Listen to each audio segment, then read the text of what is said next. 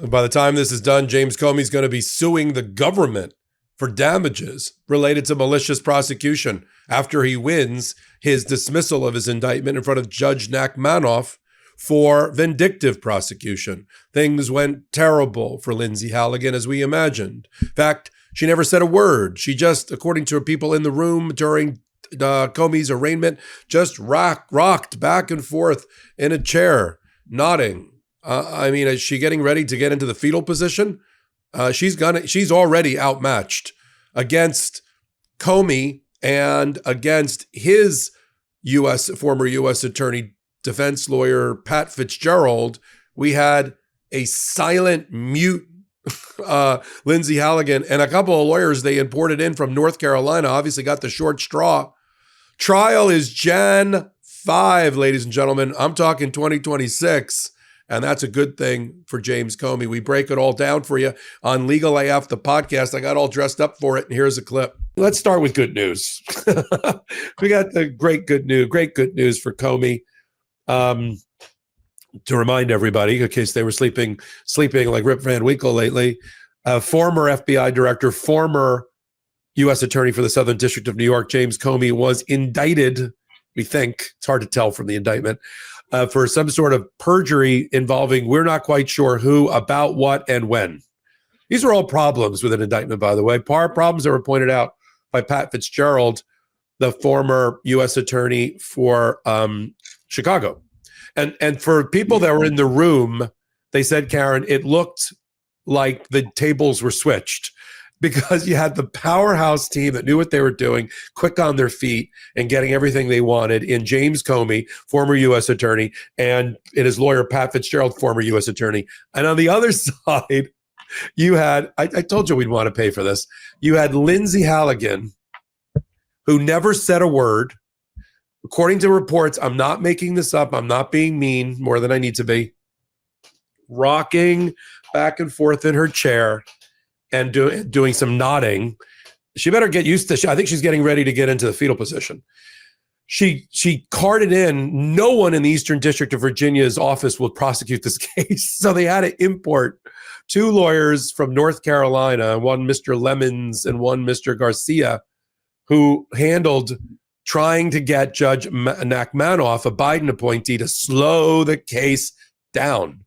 Because there's new reporting, and I want to talk to you about this, about these reports that are going to have to be turned over to the defense that say, don't prosecute this case, because the witnesses, like maybe Daniel Richman, the law professor at Columbia, will provide insurmountable hurdles to a conviction, all there in a leaked report. A lot of leaks coming out to make sure these things are preserved for the defense. Between that and the one we had 2 days ago, where John Durham, the special counsel, said there's no case to prosecute against Comey. If there was, I would have done it in 4 years and tens of millions of dollars of my investigation. All of that plays into the hands of Pat Fitzgerald and James Comey. It's a win for them today by a lot, not a little. What was your perspective as a former prosecutor about how this arraignment went down, the judge being selected, the performance of the prosecution, and all these leaks that are coming out about don't prosecute this case because there's no case?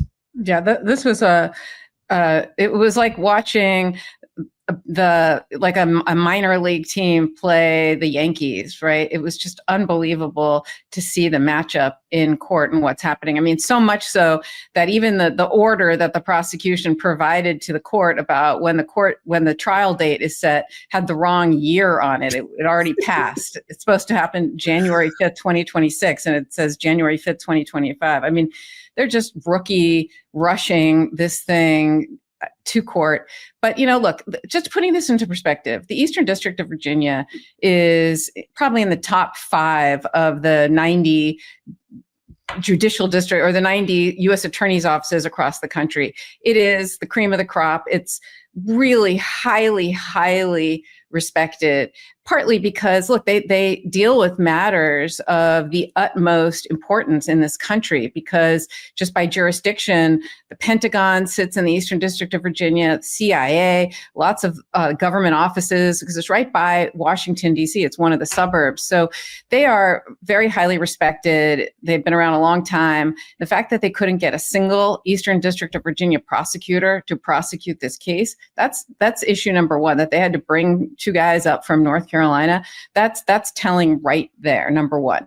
Number two, you've got this judge who, yes, he's a Biden appointee, but look, judges are picked at random. This was a random appointee, just like sometimes Trump gets Trump judges. Sometimes he gets not judges that weren't appointed by Republicans, but also a very respected judge that has a great reputation. And the Eastern District of Virginia is known as the, quote, rocket docket. They are known for having cases go at lightning speed. And this case is no different. And the judge was skeptical of the prosecution's trying to slow this down, saying, oh, there's voluminous discovery. First of all, this is a 2-count indictment. There can't be that much discovery. And this case has been investigated for years, as you said, although we don't know exactly what the case is about, because the indictment is so thin and threadbare that they don't even provide notice to the defense of who person 1 and person 3 are, or which exact statements are you talking about that you are claiming he lied about.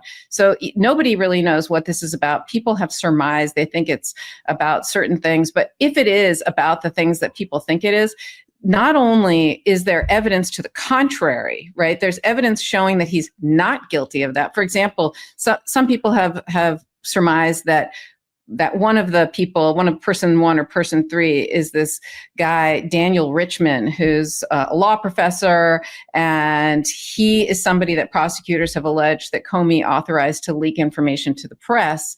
He told investigators that Comey instructed him not to engage with the media on at least 2 occasions, and unequivocally suggested and said Comey never authorized him to provide information to a reporter anonymously ahead of the 2016 election. So they have tons of information actually that says Comey didn't do this, that Comey is not guilty. They have prosecution memos that basically were provided to Lindsay Halligan saying all the reasons they can't even meet the low burden of probable cause, let alone beyond a reasonable doubt. And they are just in over their skis. I mean, they rushed to the grand jury. They rushed an indictment. The indictment really isn't proper. I think you're going to see a superseding indictment in this case that cures the issues in this indictment, because it's pretty bad. And you've got Jim Comey and Pat Fitzgerald, as you said, 2 prior United States attorneys, not assistant United States attorneys, but they were the head of the offices. One of Southern District of New York, one in Chicago.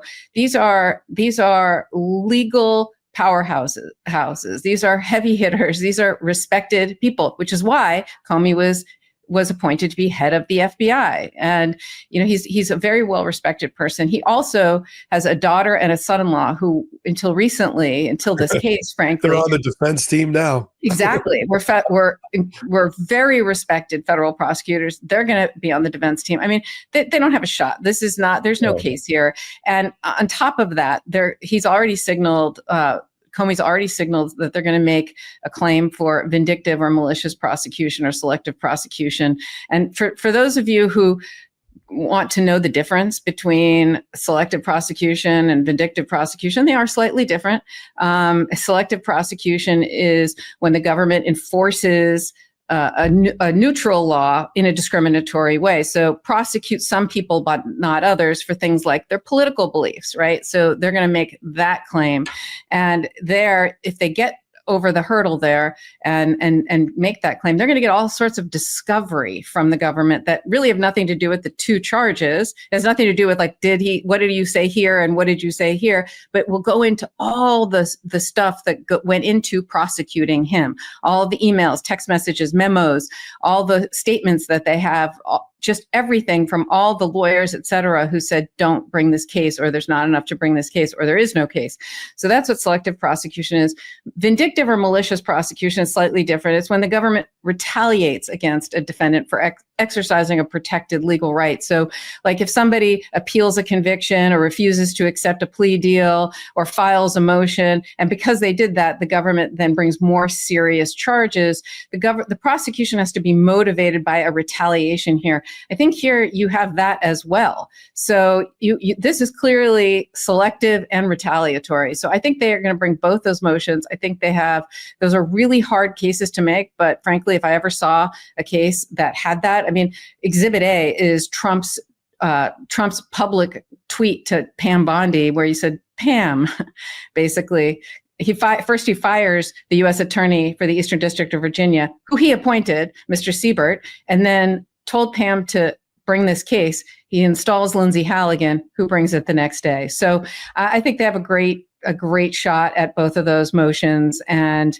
if they get over that hurdle, I don't see anybody finding Jim Comey guilty of these crimes. And a great judge. You got Michael Nachmanoff, who we've talked about before, former federal public defender, which is where Joe Biden helped change the face of the judiciary. He put on a number of federal public defenders rather than just prosecutors to have a more well-balanced, because they come at it from different perspectives. You know, your long career as a prosecutor is amazing and developed a certain lens for you.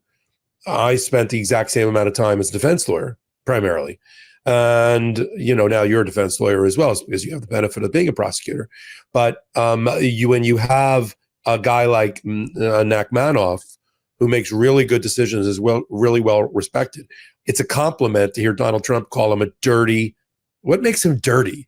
Because he got confirmed by the Senate and Joe Biden appointed him. That makes him dirty. And what makes Immergut, the Trump-appointed judge in Oregon, we're going to talk about next, what makes her an insurrectionist? And it's just this, and the American people, I'm just going to say it out loud, the American people are tired of it.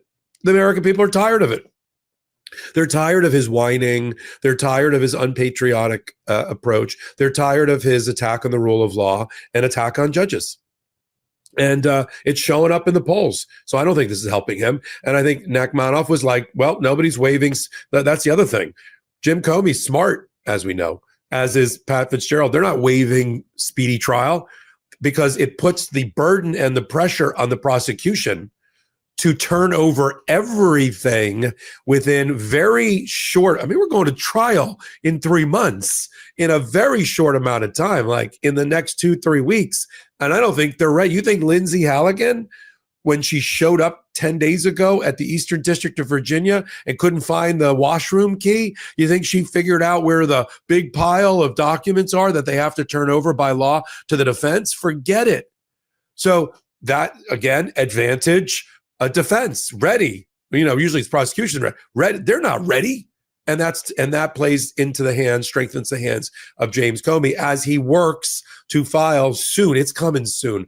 It may not be as soon as Alex Spiro, whatever his name is, filed the motion to dismiss on Mayor Adams right off the indictment, but like the day of. But it's coming soon to a federal judge near you. And everything that happened today or yesterday was to his advantage. And where did that perp walk go, Karen? Oh, you got Kash Patel. Oh, the simps over at MSNBC. Well, he wrote this in a social media post, whining and crying about James Comey. Where were your tears for who? Bannon? Bannon wasn't perp walked in the federal side. He wasn't on the state side. I don't even know what happened. On the federal side, he wasn't. I don't even know what you're talking about. Get your facts straight, as Pam Bondi liked to say throughout her performance yesterday. But all as we expected, everything really is lining up perfectly. All the planets are lining up perfectly for James Comey. He went first. This is the one they chose to go first. Not that any of them would have been any better. I think Letitia James, it would be just as tough, if not tougher, and Adam Schiff and maybe Lisa Cook. They're all represented by the same kind of lawyers. But it's just to start with James Comey, it's going to be a major setback for the Trump administration, and people can celebrate in the streets when James Comey's indictment is dismissed. Yeah, no, this is atrocious. This is an atrocious abuse of prosecutorial power. And as a former prosecutor, I'm appalled that the Justice Department is being weaponized against people for political reasons. Justice is supposed to be blind. It's not supposed to be used against your enemies or your political opponents. This is appalling. And what really bothers me, in addition to the fact that Jim Comey's being prosecuted in this way, is just what this means for the rule of law, what this means for justice, what this means for the Justice Department. It's just really sad for this country. I think that especially federal prosecutors have always been above the fray. The Department of Justice has always been above the fray. You've always seen prosecutors, doesn't matter who the president is, they'll go after politicians who are corrupt in both parties, including in their own party. Justice has always been meted out that way, and this is the first time the Justice Department. I mean, when you look at the fact that they dismissed the case against Tom Homan, who the border czar, right, and Pam Bondi, who we're going to talk about next, won't even answer basic questions about that investigation and about that case. That was dismissed because of him, because of who he is. He works now for Donald Trump. He's a Trump loyalist. When he took $50,000 in bribe money, and they have it on tape. They dismissed Mayor Adams, the same exact thing, the mayor of New York City, right? They dismissed that case, political. He's like an ally of Trump for political reasons, and now going after his enemies. I mean, it's just really, really sad what's happening to. There's dozens of indictments that have been dismissed, or prosecutions that have been quashed or killed, that are all within the inner circle or just outside of it for Donald Trump. I just had the executive director for Justice Connection, which is the alumni group for the Department of Justice, and 280 plus people who have the best and the brightest of the Department of Justice at every level that have left since January. Do you know that and she had a number, did you know there's 5,300 Department of Justice personnel that have been fired or have quit or been forced to resign since Donald Trump's new term? 5,300. And they haven't been replaced, of course, which is what we're watching with this. But she was on. We have a great video. I think they're going to do a playlist with us regularly on Legal AF about the letter that they wrote demanding justice for the Department of Justice, and demanding and cataloging all the ways the Department of Justice has failed America under the leadership, is too strong of a word, under the auspices of Pam Bondi and the chief legal officer of America, Donald Trump.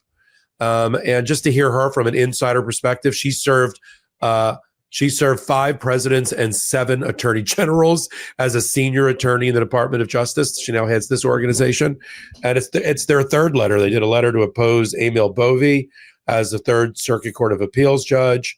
They did a letter about the dismissal of the indictment against Mayor Adams, as you mentioned, in New York, and the decimation of the once proud Southern District of New York prosecutor's office that resulted.